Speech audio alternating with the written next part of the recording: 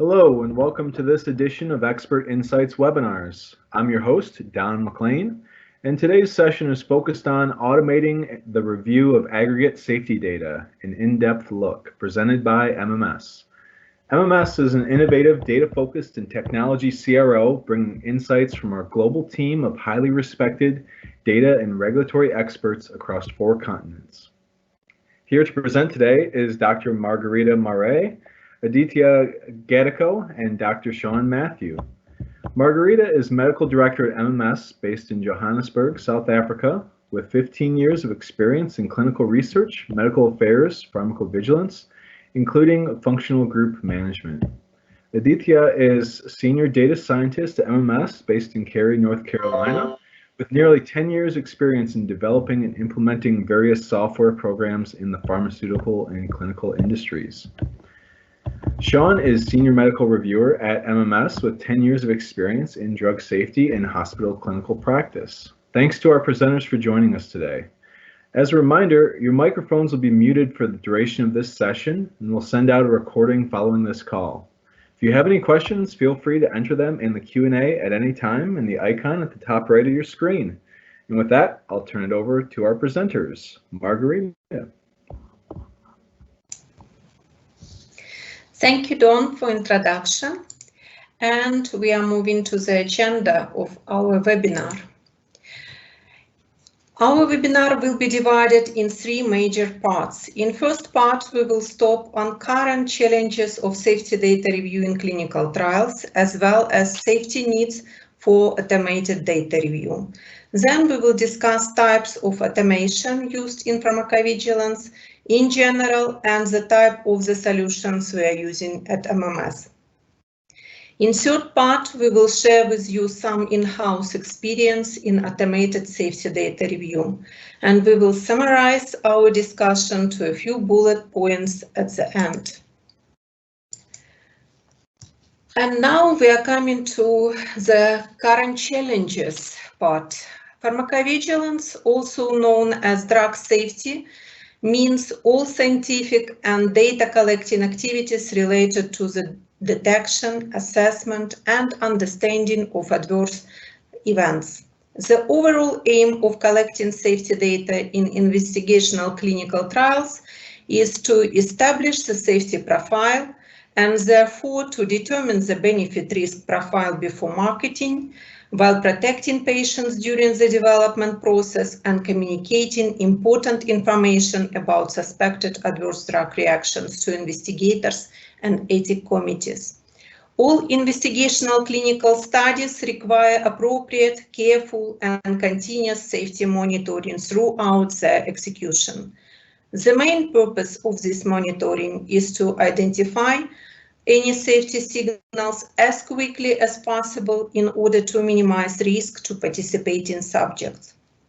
Another reason is to identify problems in the study conduct that can potentially be corrected and thus permitting successful completion of a study that might otherwise not meet its objectives.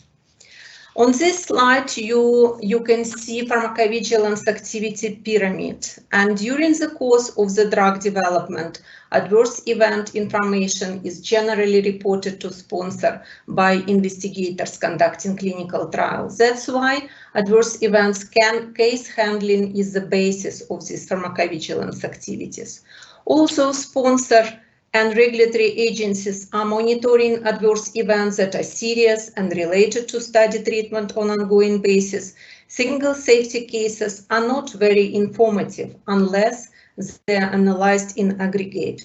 For example, an aggregate analysis of specific events observed in clinical trials, such as known consequences of the underlying disease, that indicates those events occur more frequently in the drug treatment group than in comparator or historical control group, can change overall impression of relatedness of such events to study treatment.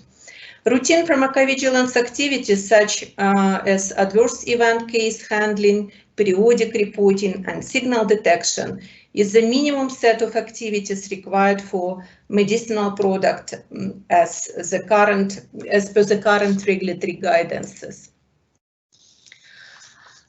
Pharmacovigilance has been undergoing continuous transformation over the last years with respect to evolving processes, technologies, legislation, and guidelines. Since the execution of the CHE2E guideline in 2004, proactive risk management strategies have significantly progressed, and it was done at global level in the pharmacovigilance. Below, you will see on the slide citation from current regulatory guidances governing safety reporting in clinical trials. This citation shows that it is obligatory for study sponsor to conduct ongoing safety evaluation, including periodic review and analysis of the entire safety database, to report any clinically important increase in the rate of the serious suspected adverse reactions over those listed in the protocol or investigator's brochure, to evaluate all accumulating data on regular intervals, and continuously weigh anticipated benefits and risk of the clinical trial.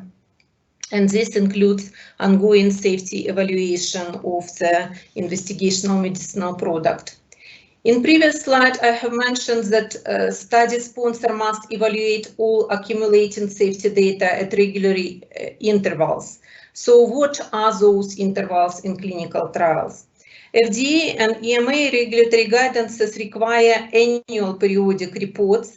Such reports will be presented in DCR formats that replace IND, US IND and European Union annual safety reports. DCR will be obligatory annual report for most of the countries. Aggregated data review can be performed different intervals as required by study protocol or local laws. It can be 6 months to SAR, a CE line listing. It can be even listing of all unexpected adverse reactions for some countries. And some national competent authorities require more frequent reporting, like 2 months periodic reports. Safety data analysis is required also for clinical study reports at the end of the clinical trial, and it will be required for periodic updates of data safety monitoring boards or data monitoring committees. Safety data derived from clinical trials include adverse events, which may be related and not related to study treatment, laboratory data, vital signs, and other physical findings. In any study, there will be hundreds of different adverse events and thousands of laboratory tests and physical findings. All adverse events will be assessed using several characteristics: intensity, seriousness, relatedness, timing, frequency, whether they are leading to discontinuation or other actions with investigational medicinal product, and whether adverse events meet pre-specified criteria of adverse event of special interest. All these categories of adverse events are important for characterizing the safety profile of a drug, and medical monitor, PV physician, or medical writers will need to check all of them for imbalances between the treatment group, and they will have to analyze them in correlation with other factors like disease under the study, subject population with the associated relevant medical history, and concomitant medications taken by the patients. It is, of course, helpful to identify and analyze, first of all, those events that are adverse drug reactions or so-called drug-related adverse events. But we must remember that although the term drug-related may seem promising in safety data analysis, this category, in fact, simply represents investigators' assessment of whether there is reasonable possibility that adverse event was caused by the investigational medicinal product. We must also understand the term reasonable possibility, often understood by the investigators, as relationship cannot be ruled out. There are several other technical concerns of ongoing safety data analysis in clinical trials. Clinical trials are generally not designed to detect statistical differences in safety events, but are rather designed to show differences in efficacy endpoint. The number of patients needed in the study is calculated to be able to show a difference in the primary endpoint. Evaluating the safety of the drug is not like evaluating its efficacy, mainly because there are so many more things to look at than a single parameter when we're analyzing safety data. As I have said before, there would be hundreds of different adverse events in any mid-sized study. And if we would test statistically for differences between groups for particular adverse event, we would likely get some p-values below 0.05. But this will almost certainly include some chance findings because we would have so many data for analysis. Limited time for safety analysis is another concern. For example, DCR must be prepared and submitted to regulatory authorities within 60 days from data log point. If it is, for example, 2 months report for certain countries, it must be analyzed and prepared within 5 days from cutoff point. It is not a rare situation when outputs from different clinical trials and safety databases should be analyzed during the periodic report preparation. And this is one of the main challenges of aggregated data analysis in clinical trials, because there is no user-friendly outputs for analysis. Most outputs are huge Excel files that make it difficult to analyze data in real time. Most of the time, one have to look through a couple Excel tables to find information, and it can take up to 2 hours per subject to find the correct data just to begin the analysis. On the other hand, if we are preparing periodic reports, annual reports, and outputs are provided from different clinical trials or from different sources, it can be different format of the outputs, from Excel to PDF worksheet, and you mentioned what else. And also another point, that different meta versions may be used for different databases, and safety analysis should be performed taking this into consideration.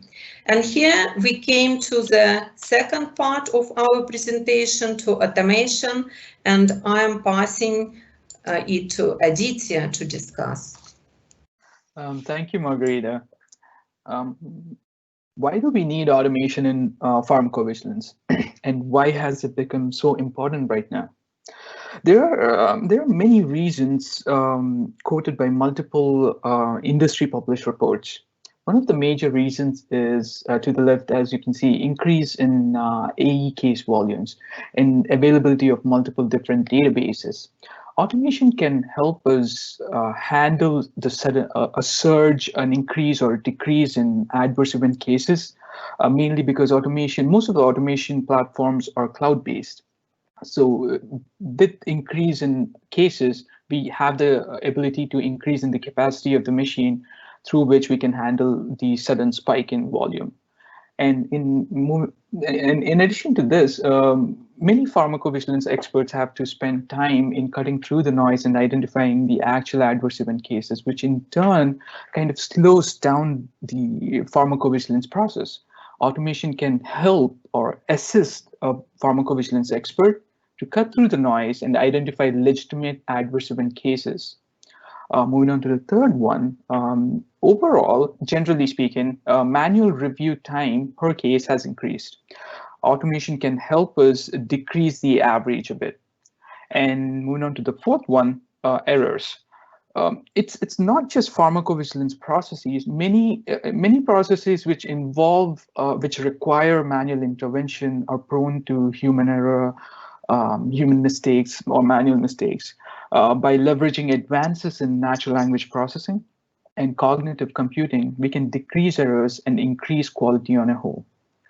Moving on to the fifth one, with increase in case volumes, which causes increase in work, which in turn increases costs, automation can help us decrease the financial burden of handling the sudden increase in case volume. And coming to the final reason, this is my personal favorite, real-time visualization. Utilizing real-time visualization, we can let the end users like medical scientists, pharmacovigilance scientists, experts view live safety data in matter of minutes instead of weeks or months to make faster and more and better decisions. Move on to the next slide. Now we know why we need automation in pharmacovigilance. Let's talk about different types of automation. There are many different types of automation, many different strategies. Talking from a pharmacovigilance perspective, on a high level, we can categorize them into 4 different categories. We can put them in 4 different buckets. The first one is trigger-based automation. Then we have robotic process automation, or RPA, supervised machine learning, and artificial intelligence. To start off with trigger-based automation, this is dependent on triggers or events to move on to the next step. It's more like if this, then that kind of strategy. This is mainly applied for real-time visualizations and doing some very basic summary counts. So one of the application here is real-time visualization for pharmacovigilance databases like Argus, RSG. Robotic process automation. This primary goal for RPA is to automate manually resource-intensive steps and tasks. This is very useful, especially in high regulatory compliance environment. If we have a standard operating procedure or predefined manual steps and clear documentation, we can automate all these things using RPA. Moving on to supervised machine learning. This is a one step ahead of RPA. This goes beyond rule-based processes. It can kind of take its own kind of supervised decisions based on the training we provide. And a perfect example for this is to help assist a pharmacovigilance expert to identify an adverse event preferred term within a case description based on the training it was provided. The final one is artificial intelligence. The biggest difference between AI and rest of the strategies is there is very minimal human intervention, and it learns based on experience and not based on training data. AI is very rarely used on its own. AI is always used in combination with other strategies like AI in combination with RPA or AI in combination with trigger-based automation. Moving on to the next slide. So Datacise. So we at MMS, we use a cloud-based platform called Datacise. We have 3 different modules within Datacise. The first one is Datacise Curate. Second is Datacise Analyze, Datacise Explore. This is an end-to-end cloud-based tool where we can access many different data sources. We can store data in huge volumes. We can not only clean, but also analyze and visualize all in one place. So we're going to concentrate from a pharmacovigilance perspective. We're going to concentrate on Datacise Explore, mainly concerned with visualization of the data. Next slide, please. I'm going to share a demo. Let me share my screen.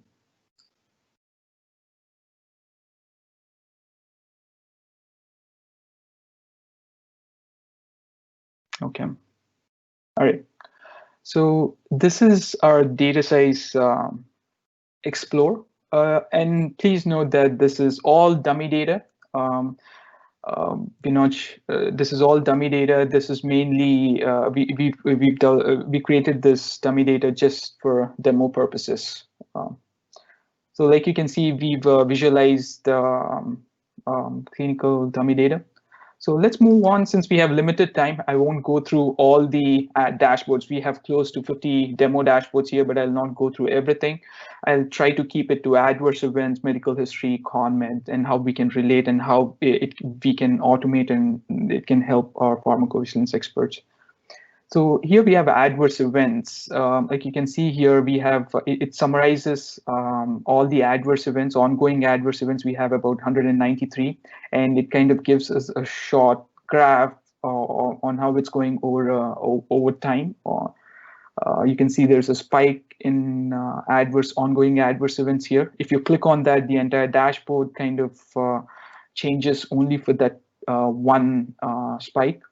And let's say you want to look at all the deaths in this dashboard. All you have to do is go here and click. It filters down we have 6 deaths, and you can clearly see the subject numbers, for example, 05412, and you can see the exact date or A start day at least in the bottom time series graph. You also have the flexibility to choose between multiple. Let's say you just want to look at you want to look at only placebo group. Go ahead and just filter this, and everything is very interactive. You can choose between different graphs, and this is mainly made for demo purposes, and we can always customize as per need. We completely understand that every clinical study is unique. So we have this, we have all the SOCs nicely placed. You can look at each SOC. You'll be able to view it. You have the option to set a frequency of once every 20 minutes, once every hour, once every week, once every 3 days, once every 4 days. It's very customizable. So let's say you just want to look at both the 2 subjects who have this AED code. If you click on this, to the right, you can pinpoint to the subjects. It's 11503 13213 right here. So another interesting use for Datacise is labs. So it's very easy to identify outliers here. You can choose a test name. It'll directly show you the test unit and the normal upper limit, lower limit, upper limit. And you can clearly see here that there is an outlier. You can click it and directly takes you to the subject number and where exactly it happened. Or else you always have the option to, you have low and normal. You always have the option to just click on low and see all the outliers over here. And another interesting feature we have is similar to Siri. If you have iPhone, I'm sure you must have heard about Siri, ask a question. So what you can do is, let's say if you want to look at, you can combine different domains. Let's say you want to, this is lab domain, and you want to look at anemia. Let's see. All you have to do is it's very natural. You just have to type where anemia, and it'll show you. This is lab, but it automatically understands that you're talking about adverse events and not labs, and pulls in adverse events data. And if you click on anemia over here, this automatically filters down only for the patients who had the adverse event anemia. So let's say you want to look at hemoglobin, right? So all the patients who've reported anemia, we want to look at their hemoglobin levels in labs. So it automatically brings up the chat, and to the left you can also see all the subjects. We have about 5 subjects who have reported anemia, and you can see exactly what happened, like at which visit, what value, and date. Okay, and you can even pinpoint, let's say you want to look at this subject. So you can go exactly to this guy and see, and you can actually see a trend if you want with this guy. So yeah, this is very useful. And in similar fashion, you could relate CONMEDs with adverse events. You can relate medical history with adverse events. Basically this is a one place where you can All you have to do is just go on to our website and just log in, and you'll be able to see all this at your fingertips with a predefined refresh frequency. If it's a once a day, once every 2 days, once a week, or it's totally up to you. Back to, since we have limited time, I was able to show only a few domains, but if you need more information, we're more than happy to help, and please reach out to us. Back to you, Margarita. Thank you.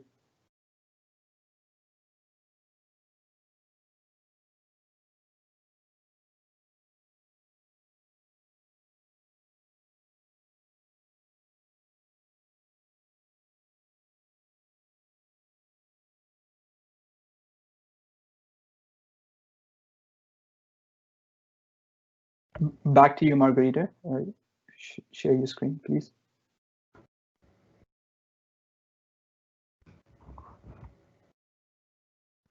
It looks like Margarita might be having an issue. Aditya, would you mind sharing the slides? Sure. Thank you.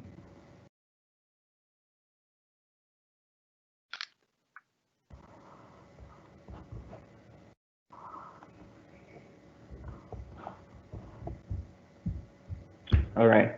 Thank you, Aditya. Thank you, Margarita and Dawn. I will be discussing the third part of this presentation, which is our experience on a couple of projects that we have undertaken here at MMS using our advanced analytics platform known as Datacise. The next slide, please. Okay, so the aims and objective of these study that we've been doing for a couple of years was for us to apply some advanced analytics strategy into the safety data that we've generated for this particular study over a couple of years. And we were trying to ensure the ongoing benefit risk profile of this drug by looking at all of the safety data that has been generated through the multiple platforms that we had. Our goal was to assist the sponsor of the study in making an informed decision on the product based on the aggregate safety data that had been generated. Our client was making different studies, moving from one phase to another, exploring the study medication in other indications as well. And we had a couple of regulatory submissions to do. And we, of course, had to prove to the regulatory authorities that the safety data had a positive benefit risk profile. And one of the best approach to doing that was to use our advanced analytics platform Datacise to analyze and curate this data. So we set out to curate, integrate, to centralize, to analyze, visualize, and summarize all of the safety data that we have for this particular project. Right, so we had the EDC platform, from most of the popular EDC providers. Like I said, it was different studies. So using different EDC platforms, we're using the ADRs safety database to track all of the serious adverse events that have been reported on the study, all of the narratives that have been written for the SAEs. We had different portals being used for tracking the central lab data provided by the different vendors as well.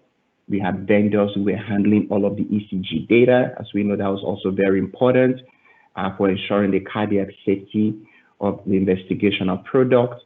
We were running a bunch of imaging studies, MRI, CAT scan, X-ray. And of course, we had a bunch of electronic patient-reported outcomes that the subjects participating in the study were providing the data to us.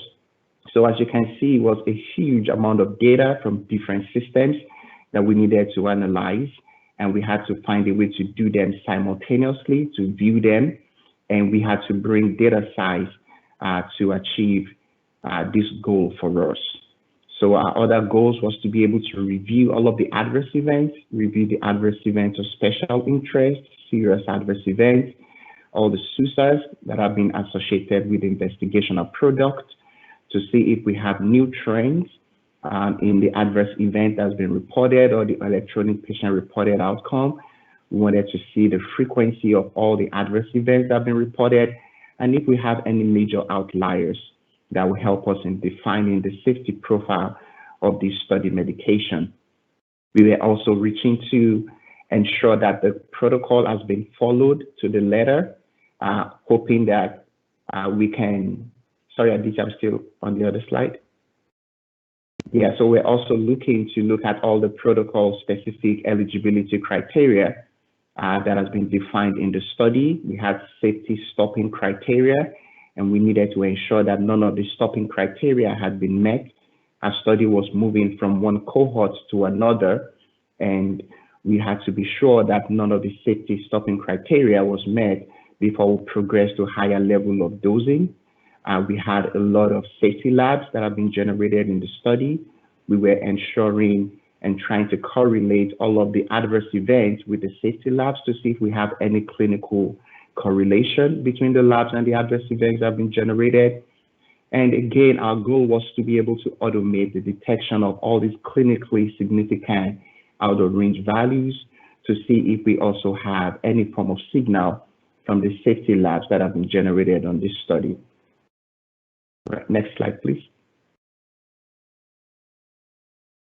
All right, so we reached out to do a very data-focused review and analytics of all the safety profile, and we began to monitor all the ongoing safety risk profile of this drug using Datacise platform after we have successfully, integrated and put all of this data in one central point, being Datacise, and we began to drill down into this data to see if we had any form of new safety signals, if we have new risks that have been identified on the study, if we had any potential risks that we thought, there had been additional evidence at our disposal to actually designate such risk as a probably adverse event of special interest.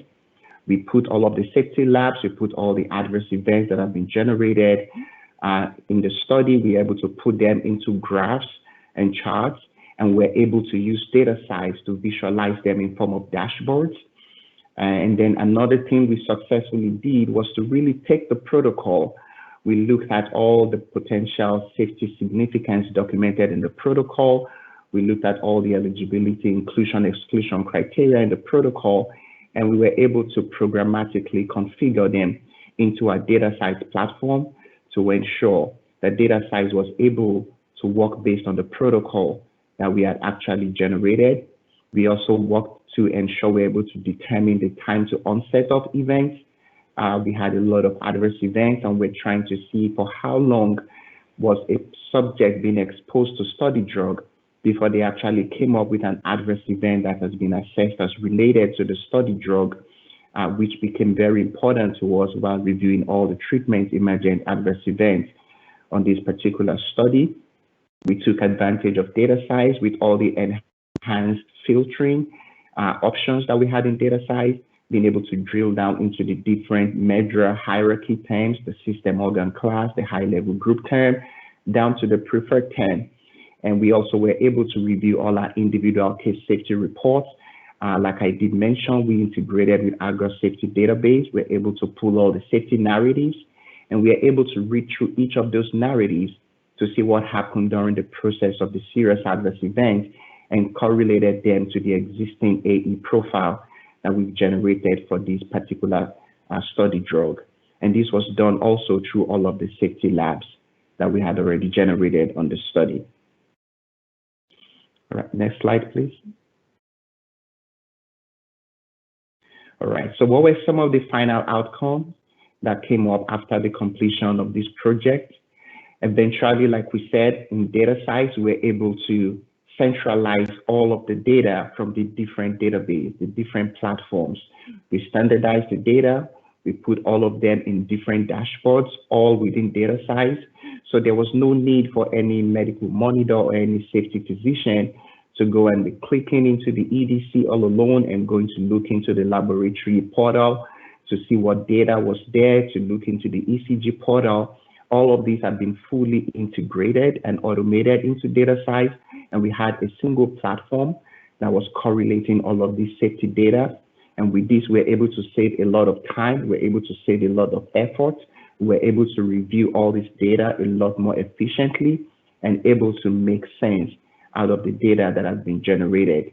It was very easy for us to determine the most common adverse events, the most common treatment emergent adverse events, the frequency of occurrence, and the number of subjects participating in the study. We were able to see the events that were assessed as related to the study drug, the events that are adjudicated as adverse events of special interest. We were able to code them, put them in separate dashboards, and it was easy for everybody to actually take a look at this data and made a lot of sense out of it. The beauty and the advantage of Datacise is even if we had someone who had not been working on the study for a very long time, by the time you get into the Datacise platform, it has actually summarized a lot of this data and put them into dashboards, and it was easy to make some informed decision based on the data that has been generated on the study. We had a lot of safety laboratory data that didn't meet the threshold for being reported as an adverse event, that didn't meet the threshold of being assessed as related to the study drug. And it was very easy because all of these safety laboratory data are now being plotted in form of graphs and charts, and we could actually make a decision at a faster pace. We looked at all the subjects that were being randomized into the study. We had other studies that were beginning to put subjects and randomize them. And because in Datacise, we had been able to program all the inclusion, exclusion criteria into Datacise. So we had typical examples where we had maybe every subject who was going to be randomized should not exceed maybe a hemoglobin concentration or hematocrit level of say 35%. All of that have been configured and programmatically entered into Datacise. And as the sites are generating the data in their EDC and in their safety lab data portal, this is automatically being pulled into Datacise. Datacise is analyzing them for their clinical significance to be sure if they met a particular threshold. And we had flags that were popping up for the medical reviewers to actually pick up on them and follow up with the investigators. So this was a lot of added advantage that resulted in time saving and enhanced efficiency in terms of reviewing the safety data. Any form of protocol deviations was easy to identify programmatically, again, using the advanced data analytics platform.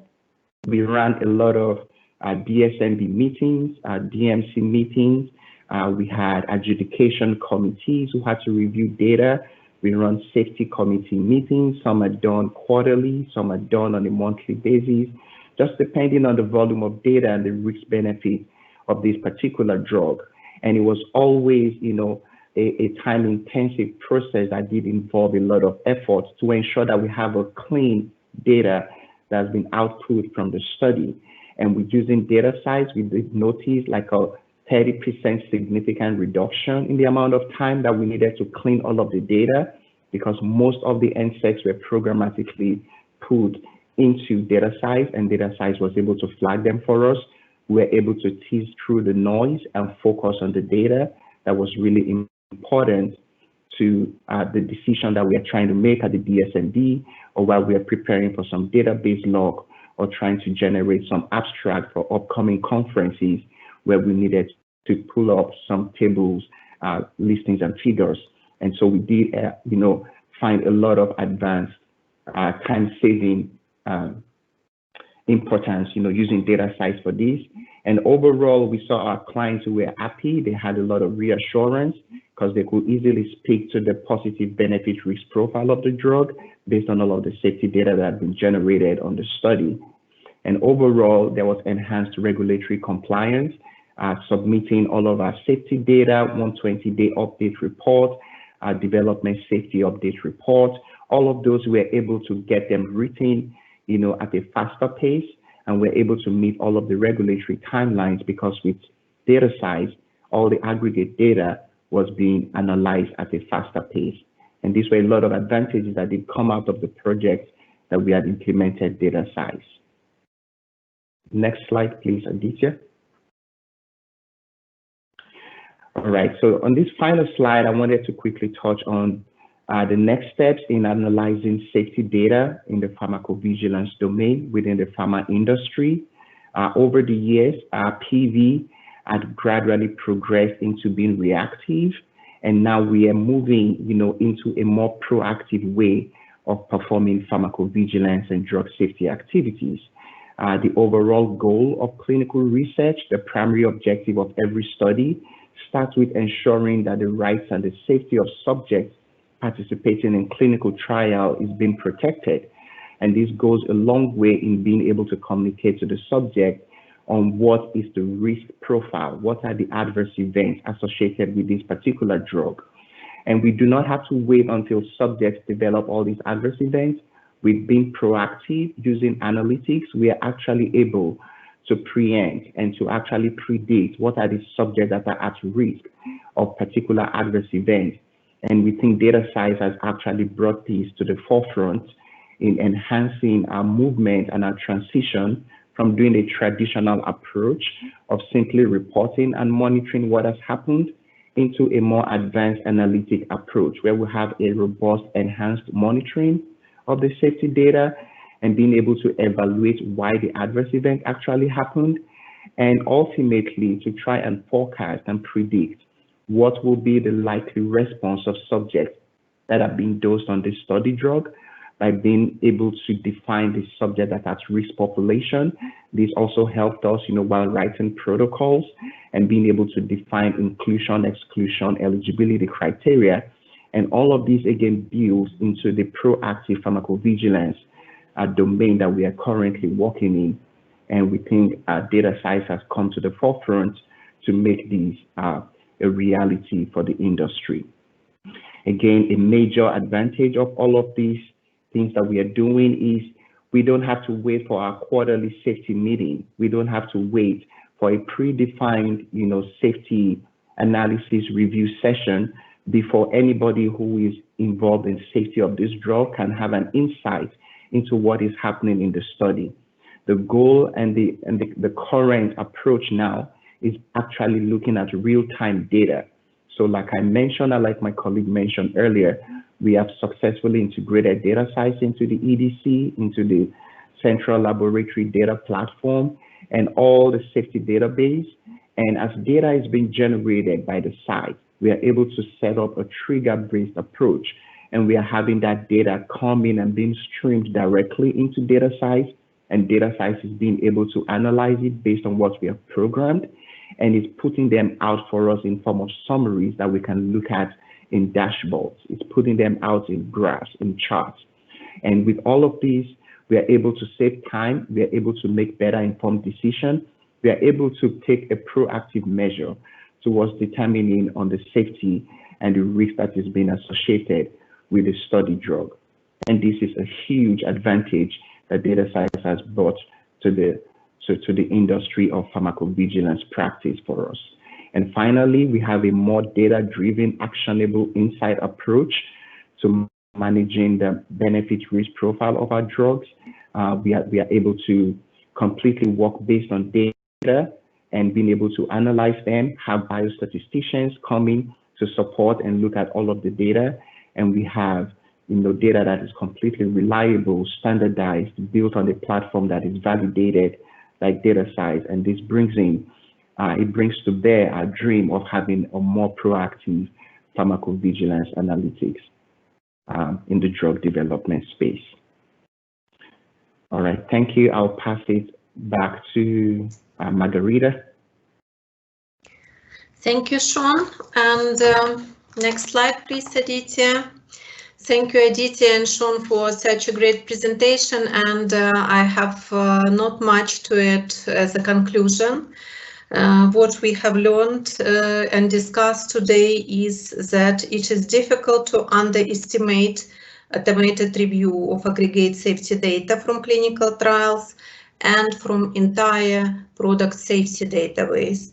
We have learned that getting the right technology and in the right hands can speed up safety review. Purpose-built technology can reduce errors and reduce review cycle times. It also helps to reduce the risk of the subject and increase patient safety. And most importantly, that we are moving to the proactive pharmacovigilance in the at MMS, and it completely in line with regulatory guidelines we have at the moment. Thank you very much. Next slide. Thank you, Margarita, Aditya, and Sean, for your insights. Now, as I mentioned at the onset of this call, we'd like to move on to the Q&A portion of this webinar. So if you have any questions, please submit those now in the live Q&A. We do have a few initial questions here. All right, the first question is for Sean. Can you program Datacise for a clinical development program involving multiple studies and not just a particular study protocol? Thank you, Don. That's a great question that I'm happy to respond to. So the beauty of Datacise is actually looking at an overall development program. So if you go into Datacise, we can have different sections where we have different protocols, particular studies, where the data is actually listed. And all of the different studies in that development program are actually able to be programmed into Datacise. And if we actually have to link up all of the data that has been generated in one or two studies to do adequate signal detection, this is actually entirely possible. Again, once we know the goal of the sponsor for this particular project that they're looking to do, we can definitely program a whole clinical development safety data and analyze them using Datacise. Okay. Wonderful, thank you, Sean. Next question came in for Margarita. Do you have the possibility to aggregate different formats in your system and analyze together, including Excel, PDF outputs, and the like? Also, do you have the possibility to pool the data from EDC for ongoing trials? Thank you, Don. Yes, we are able to do that with our Datacise platform. We can pool any types of data and integrate them together, as Sean has said. And beauty of this platform is that clinical database can be linked with Datacise, and data can come from EDC into the Datacise in real time. And we can analyze it all in aggregate manner. Okay, great, thank you. Aditya, maybe you can answer the next couple questions. How do you make sure data is secure, and are the dashboards validated? So we make sure data is secure because most of the data we access is through an API. So for example, we have Rave API, we plugged into the Rave EDC system using their API. It's a very secure way of accessing the data. There is no manual intervention here. We directly plug into the database and we put in requests automatically and we pull in data. And Datacise is Azure-based platform, so it's FedRAMP compliant as well.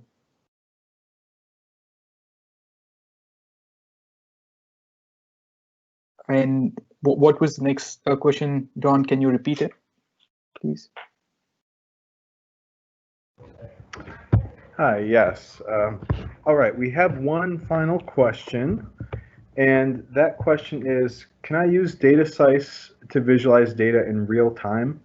And can I set predefined frequencies for data refresh? Yeah, yes, for sure. You can use Datacise for real-time visualization. And of course, you can set predefined frequencies. Like you could do, like I mentioned before, you could do like once every hour, once a day based on the need. We could always set predefined frequencies for refresh, data refresh. Okay, wonderful. Currently, that's all the questions we have for today. If any of the listeners have additional questions, please follow up with your point of contact at MMS directly or email media@mmsholdings.com and we'll direct you to a presenter. For additional free webinars, visit mmsholdings.com/webinars or follow us on LinkedIn for updates. Thank you very much for joining our efforts and enjoy your day.